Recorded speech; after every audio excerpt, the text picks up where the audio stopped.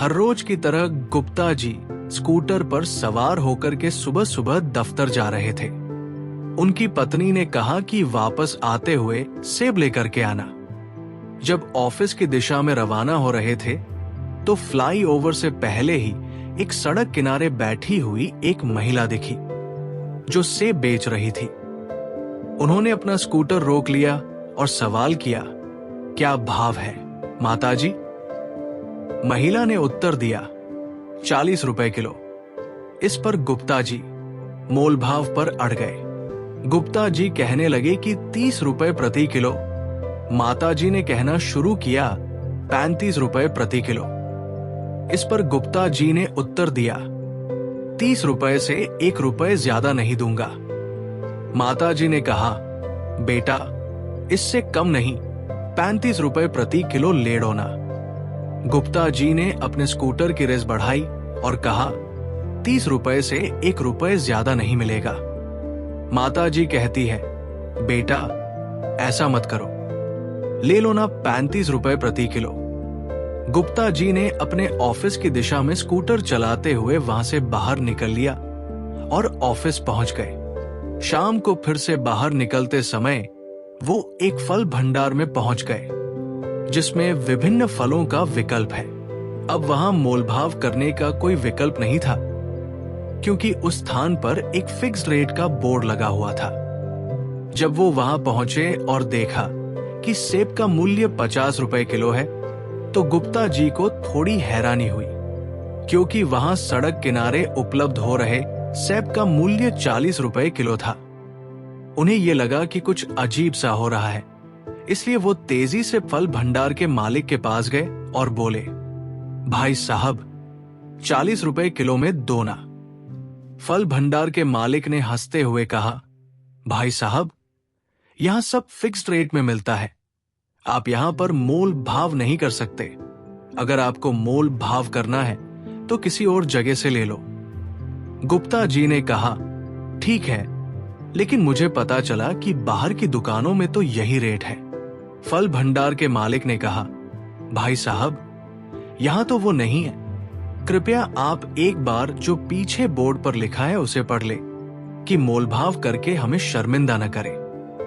गुप्ता जी शर्म से वहां से निकल गए, उम्मीद में कि फ्लाईओवर के नीचे किनारे पर जो महिला बैठी थी वो शायद अब भी वही होगी और वहां से सेब खरीदने का विचार किया जा सकता है। उन्होंने स्कूटर को दौड़ाया और पहुंचे तो वहां महिला बैठी हुई थी। महिला ने गुप्ता जी को पहचान लिया और कहने लगी कि 35 रुपए किलो बस मोलभाव मत करो। गुप्ता जी मुस्कुराए और कहा, कोई बात नहीं माताजी, आप 2 किलो सेब पैक कर दीजिए और इसके लिए मैं आपको 100 रुपए दे दूंगा। महिला ने कहा, मेरे पास खुले पैसे नहीं हैं। शर्मा जी ने कहा, खुले की जरूरत नहीं है, आप रख लो 100 रुपए और 2 किलो सेब मुझे दे दो। महिला ने मुस्कुराते हुए कहा, आपका बहुत धन्यवाद।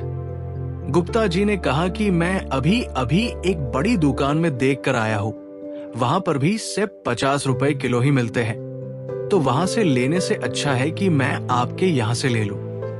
माता जी की आंखों में आंसू आ गए। उन्होंने कहा, मैं कैसे बताऊं, हमारी स्थिति इतनी कठिन हो गई है कि सड़क किनारे फल बेचने में मजबूर हूं। मेरे पति की मृत्यु हो गई थी और वे बीमार थे, कर्जा भी बढ़ गया और हम सबसे सहारा मांगते रहे।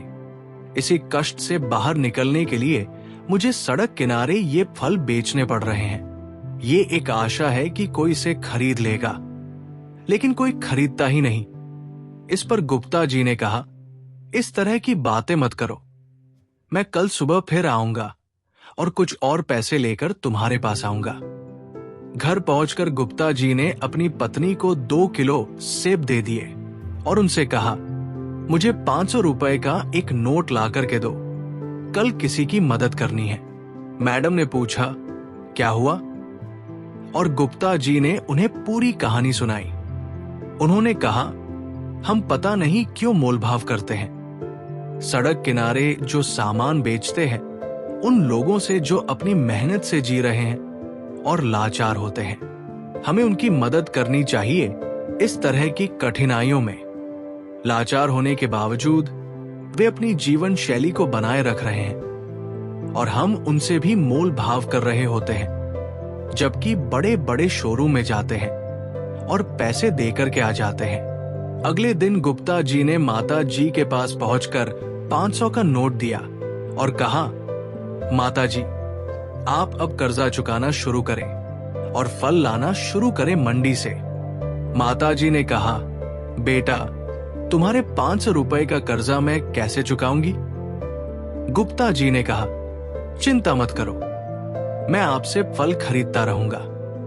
ऑफिस में जाकर गुप्ता जी ने इस बात को अपने साथियों के साथ साझा किया और उन्होंने भी इस माता जी से फल खरीदने का निर्णय लिया। सभी साथियों ने मिलकर पैसे इकट्ठा किए और एक ठेला गाड़ी माताजी को खरीद कर दे दी। इससे माताजी को काफी फायदा हुआ और धीरे धीरे उसका धंधा भी अच्छे से चलने लगा। हमें हमेशा दूसरों की मदद करनी चाहिए। आपकी एक छोटी सी मदद से किसी की जिंदगी बदल सकती है। आप दूसरों की मदद करते रहिए, भगवान आपकी मदद करेगा। और मोल भाव करना बंद कीजिए।